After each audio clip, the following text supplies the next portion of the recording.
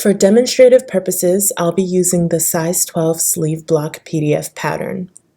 So once you've downloaded the PDF pattern, you want to read the instructions.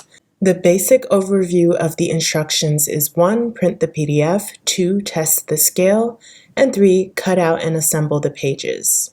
When you're printing your PDF, you want to select actual size or 100% scale in your printer settings. To avoid wasting paper and ink, I recommend only printing the first 2 pages of the PDF. So you'll see that the second page of the PDF is titled Page 1. So at the top of this page, page 1, you'll see the numbers 0, 1, and 2 on the left side and the right side of the page title. Use a ruler to measure the top margin to see if the numbers on your ruler are aligned with the numbers in the margin. You can measure in inches or centimeters, but you don't need to measure both. If your scale is correct, then you can go ahead and print out the remaining pages of the PDF. The next thing you want to do is you want to find the scissors symbol on each of the pages, and then you want to cut along the dotted line where the scissors appear.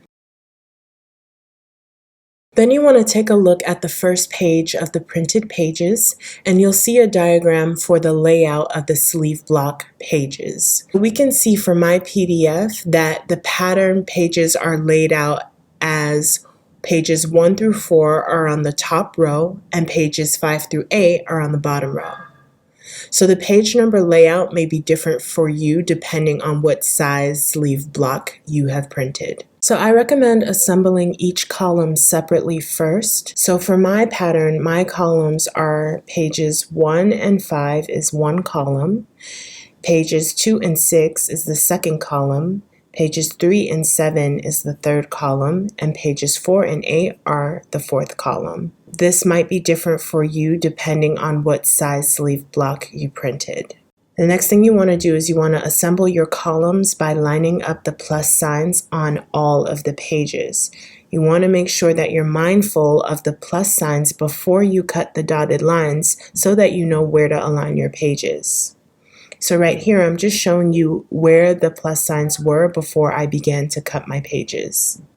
So I like to keep my workspace clean by placing a scrap piece of paper underneath the pages where I'm applying the glue.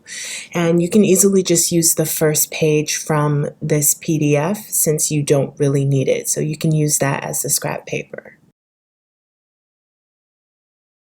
Now, once all of the columns are constructed, then you can glue them all together to make one large sheet of paper that has the intact sleeve block.